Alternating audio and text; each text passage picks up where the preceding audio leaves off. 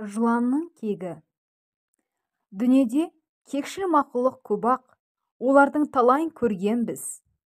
Ауыл сыртындағы аңғарда келе жатып, Қалекең маған тағы бір әңгіме айтып берді. Ол әңгімесін әуелгіде осылайша жұмбақтап бастады да, аз-кем үзілістен соң маған бұрыла түсіп: "О, тоба, бұл жарық жалғанда жыландай кекшіл нәрсені көрсем, көзім шықсын" деген. "Оның сыры неде? Не үшін бұлай дедіңіз?" деп мен де ынтыға түсем. Ойбай, айтатыны жоқ, ілгерілекте кісі таң қаларлық әрекетін көргеніміз бар. Бұл шұбартылған жылан жарықтығының. Мына қасқыржан деген қойшыны білесің ғой? Әлгі қасқыржан ше? Ана Ақшидің түбінде қыстап отыратын шүңкірек көз жігітті айтамын. Білемін. Қасқыржанды бұл аймақта білмейтін пенде болушы ма еді? Әрі қарай, арғы жағын айта беріңіз. Сол қасқыржанның Кебек деген әкесі болған.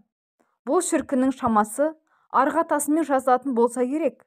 Әйтпесе фамилиясы Кебек болуға тиісті. Маған десе неге итіп болмайды? Ол енді құлағыңды ұрайынның өз шаруасы ғой. Айтпағым, сол Кебек марқұм осы қызыл мақташының кетпеншісі еді. Ілгері колхоз кезінде мұнда кетпеншілер жарысы болып тұратын.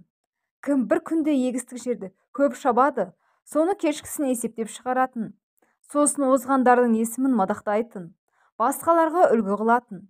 Сонда еңбек тайталасында бұл Кебек кетпеншіге жан баласы шыдас бере алмайтын еді-ай. Бертініректе оның атына кетпенші деген атақ қоса жалғанып айтылып жүретін. Мұны марқұмның өзі де тым теріс көрмей, іштен масайрап қалатынды. Жұмыс десе жанын беретін Кебектің кісі сүймес жалғыз қылығы болды. Онысы енді айтып отырсаң тіпті күлкіледі. Баланың ойыны секілді. Марқұм жылан атаулыға өлердей өшеді. Онда егіс даласында не көп, жылан көп. Ана жерден, мына жерден ирелең етіп зытып бара жатқаны. Кебек оларды көрсе бітті, қуып жүріп кетпенімен қақ бөліп тастайды. Бейшаралар екіге бөлінген соң бір орында тағат тауып тұра алмай секіріп жүргені. Сонысынан ләззат ала ма, Кебек сақ-сақ күліп кетпейіне сүйеніп, бір ауық қарайды да тұрады. Бір қатарластары оның мұнысын әбес көріп: "Әй Кебек, бала емессің, шаға емессің. Мынауың не? Бұл қылығыңды қойғаның дұрыс" дейтін. Оларды тыңдар Кебек пе? Мұның несі әбес екен? Жылан деген жауыз. Кісіні шақса өлтіреді. Адамға зияннан бөтен тигізер шапағаты шамалы. Олай болса, мен елге көмектесіп жүрген жоқпын ба? Осылай деп өзінікін өзі түзеп алар еді. Өз айтқаны өзіне жөн. Содан не керек? Кебек бұл әдетін тоғырған жоқ. Баяғысынша жылан көрсе тап беріп, кетпенімен қақ бөлінен шауып тастай берумен болды. Бір күні онда қасында 3-4 жолдасы бармыз. Егістіктен қайтып келе жатыр едік. Ауылға тақай бергенде дәл алдымыздан ұзындығы метрден асатын қара сұр жылан жылмаң етіп шыға келді де, ирелеңдеп бұта-бұтаның арасынан кіруге асықты. Мұндайда қарап қалар Кебек пе? Дереу тұра ұмтылғаны. "Қой, қайтесің" дегенімізге тоқтамады. Әні-міні дегенше жетіп алып, кетпенімен шауып кеп қалғаны.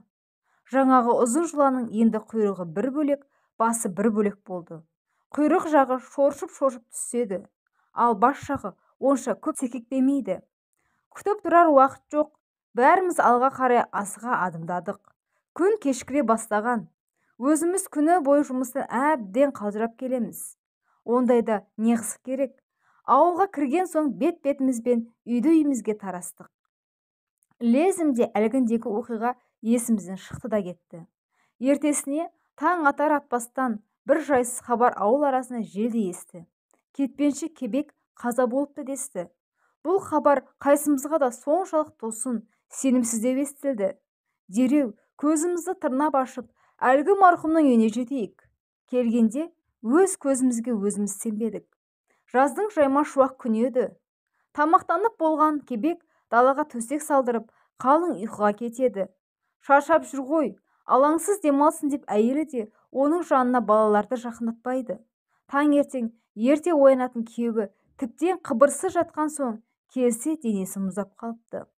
Бір таңғаларлығы Дәл бас жағында құйрығы кесілген жыланның басы жатыр. Ол да өлді. Ауылдың бір қатар ақсақалдары жаға ұстасып, астапыралла, бұл жылан деген пәле өте кекшіл келеді ғой. Соған тиісіп несі бар еді? Енді көрмеймісің деп күбірлесті.